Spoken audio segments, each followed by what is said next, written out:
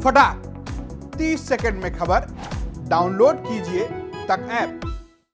नमस्कार, मैं हूं कुमार अभिषेक। आप देख रहे हैं यूपी तक और हम हाजिर हैं अपना न्यूज शो आज का यूपी लेकर। आज अखिलेश यादव ने 159 प्रत्याशियों का ऐलान कर दिया। एक साथ पहले, दूसरे, तीसरे, चौथे चरण के तमाम जो प्रत्याशी हैं उनके नामों का ऐलान कर दिया गया। लेकिन इसके बड़े टेकअवेज क्या रहे, बड़ी बात क्या है?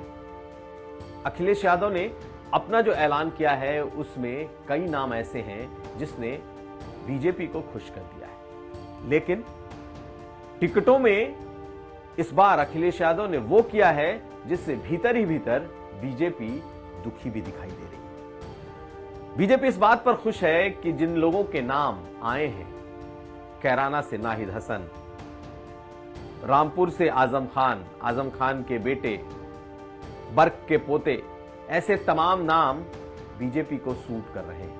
कैराना की जो थ्योरी है पलायन की, उसमें बीजेपी को अखिलेश यादव को घेरने का मौका मिला है। लेकिन इस पूरी लिस्ट को अगर आप ध्यान से देखें तो अखिलेश यादव ने दो बातें की। एक, अपने ऊपर चस्पा MY समीकरण से खुद को दूर करने की कोशिश, परिवारवाद और यादववाद के चस्पे को हटाने की कोशिश, और साथ साथ गैर यादव ओबीसी कार्ड खेलने की पूरी कोशिश अखिलेश यादव ने की। अगर आप पूरे लिस्ट को देखें तो उस लिस्ट में 159 में 28 मुसलमान हैं, यानी तकरीबन 20% आबादी के मुताबिक। 12 यादव हैं, और वो भी तब जबकि पूरा यादव बेल्ट उसमें आता है, यानी कि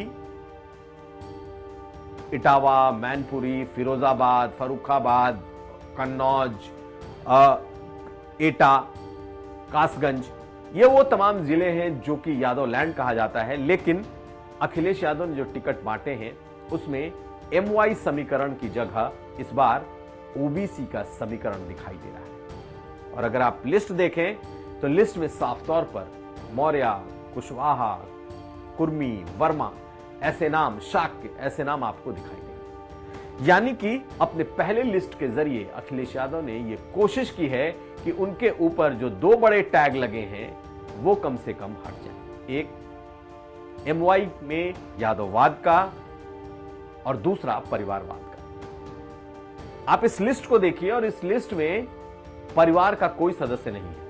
चाचा शिवपाल यादव जसवंत नगर से जरूर चुनाव लड़ रहे हैं, लेकिन उस चुनाव में भी उनके टिकट के आगे प्रसपा लिखा है, यानी कि एक दल जिसके साथ गठबंधन हुआ उसके कैंडिडेट के तौर पर। परिवार से कोई सदस्य दिखाई नहीं दे रहा, ना तो शिवपाल यादव के बेटे का नाम है, ना ही यादव परिवार के किसी दूसरे सदस्य का नाम। यानी कि यह बात साफ है कि इस बार अपने पहले लिस्ट में अखिलेश यादव ने परिवारवाद को दूर करने की कोशिश की है, जो साफ साफ दिखाई दे रहा है। MY समीकरण वैसे नहीं दिख रहा जैसे अमूमन दिखता था। और हां, गैर यादव ओबीसी का बड़ा तबका इस बार इस लिस्ट में दिखाई दे रहा है। यानी कि वो समीकरण, वो फॉर्मूला जिस पर बीजेपी अब तक न सिर्फ सरकार बनाती आई है बल्कि अखिलेश यादव को घेरती भी आई है, इस बार अखिलेश यादव ने उसी फॉर्मूले को दिखाने की कोशिश की है। अब अगली खबर। इस लिस्ट को अगर आप देखें तो साफ दिखाई देगा कि स्वामी प्रसाद मौर्य का एक असर, उनकी एक छाप इसमें दिखती है। नकुड़ से धर्म सिंह सैनी का टिकट है, जो उनके साथ आए थे, बड़ा नाम, बड़े मंत्री। इसके अलावा भगवती सागर, जो जिनके बारे में कहा जा रहा था कि बीजेपी उनका टिकट काट देगी, कानपुर के घाटमपुर से उनका टिकट हो चुका है।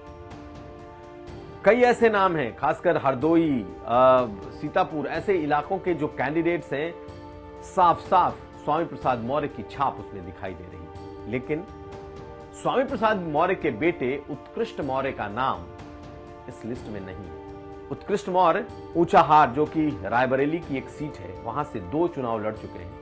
और चर्चा ही इस बार की खास थी कि बीजेपी चूंकि स्वामी प्रसाद मौर्य के बेटे को टिकट देने को राजी नहीं थी, इसलिए स्वामी प्रसाद मौर्य ने बीजेपी का दामन छोड़ दिया और समाजवादी पार्टी का दामन थामा। लेकिन आज जब ये लिस्ट आई तो अखिलेश यादव ने उनके बेटे को, स्वामी प्रसाद मौर्य के बेटे को टिकट नहीं दिया। अपने पुराने चेहरे मनोज पांडे पर ही अखिलेश यादव ने दांव लगाया है, जो लगातार वहां से विधायक बने हुए हैं। मनोज पांडे ऊंचाहार से विधायक हैं और एक बार फिर दोबारा वहां से उम्मीदवार हैं। अब बात यह है कि क्या उत्कृष्ट मौर्य को, यानी कि स्वामी प्रसाद मौर्य के बेटे को अखिलेश यादव पूर्वांचल में कहीं से टिकट देते हैं? तो चर्चा काफी है कि उन्हें कुशीनगर की फाजिल नगर या फिर पडरौना सीट से चुनाव लड़ा सकती है, या फिर उन्हें जौनपुर के किसी सीट से चुनाव लड़ाया जा सकता है, या यह भी हो सकता है कि उनके बेटे भी चुनाव न लड़े। कुल मिलाकर इस बार की कोशिश साफ है, गैर यादव ओबीसी और साथ साथ स्वामी प्रसाद मौर्य की छाप दिख रही है। हालांकि उनके बेटे को टिकट नहीं देने पर क्या स्वामी प्रसाद मौर्य खफा हैं या फिर उनकी सहमति से हुआ है, यह आने वाले वक्त में पता चलेगा। तो यह था आज का यूपी। हम फिर हाजिर होंगे, तब तक आप देखते रहिए